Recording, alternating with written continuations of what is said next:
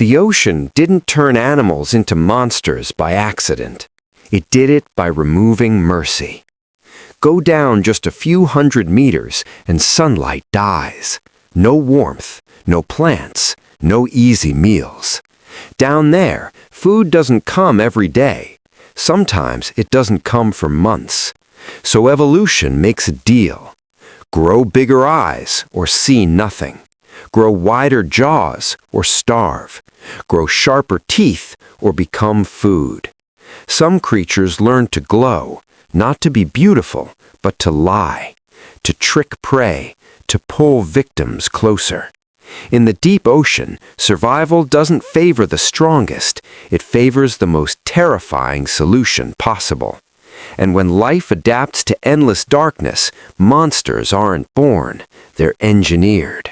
The deep ocean is not just deeper water, it is a different world. At around 200 meters, sunlight collapses, photosynthesis ends, plants disappear, and the food chain breaks. From that point on, nothing grows down here. Everything survives on what falls from above. Dead plankton, drifting carcasses, scraps of life sinking slowly into the dark.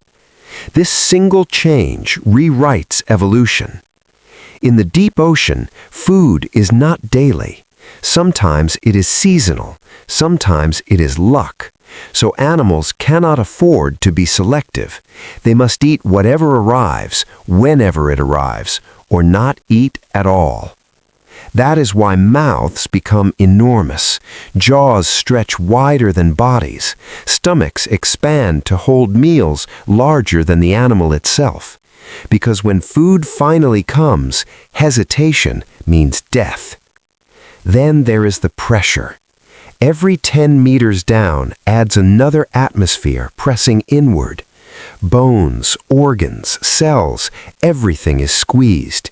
Soft bodies survive better than rigid ones. Muscles become gelatinous, skeletons thin. Strength is replaced by efficiency. Speed becomes expensive, energy is precious, so movement slows, but weapons improve. Teeth grow longer, hooks replace molars, fangs curve inward so prey cannot escape once touched. In the deep ocean, chasing is rare, ambush is everything. And then comes the darkness. Eyes either grow massive or disappear entirely. Some animals abandon sight and evolve other senses. Others turn light itself into a tool. They grow organs that glow, not for beauty, not for communication, but for deception. A small light in total darkness looks like food, and when prey swims closer, the trap closes. None of this is cruelty. None of it is evil. It is mathematics. Scarcity plus pressure plus darkness leaves no room for elegance. Only solutions survive. On land, evolution can afford beauty.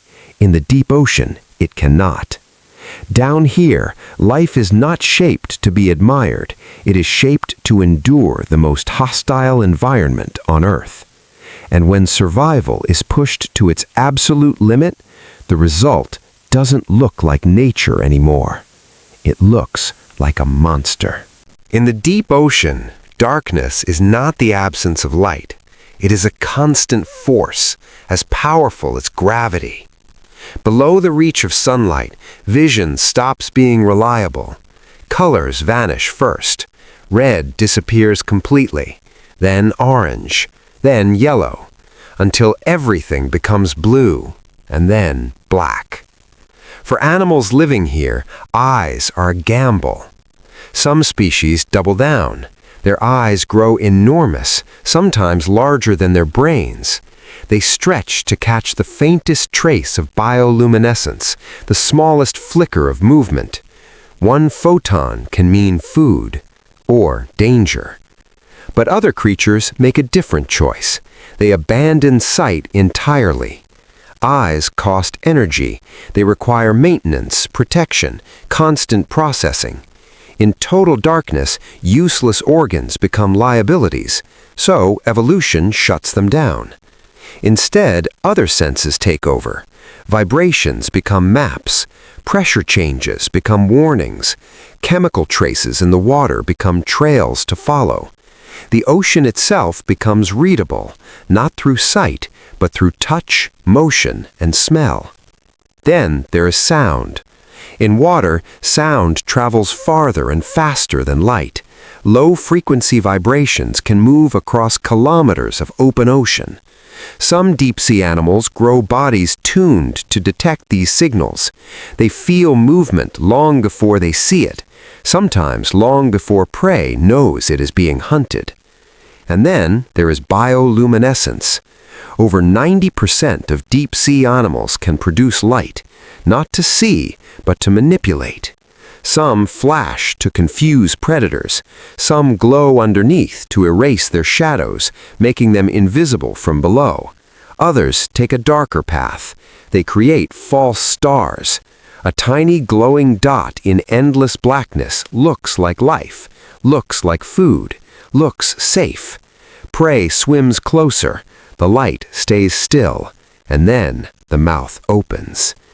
Down here, deception is more efficient than speed. Patience is stronger than muscle. Stillness beats strength. This is why deep-sea animals don't look symmetrical, don't look balanced, don't look familiar. Their bodies are not designed to be seen. They are designed to function in a world where perception itself is broken. On the surface, evolution favors communication, bright colors, clear signals, social cues. In the deep ocean, evolution favors misdirection, ambiguity, silence, traps. And when the environment destroys the meaning of sight, life adapts by becoming something else entirely.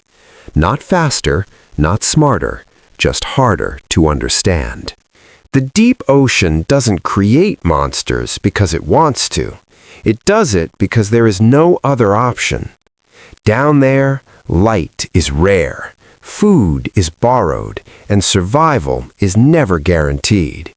Every strange shape, every oversized jaw, every glowing lure is not a mistake.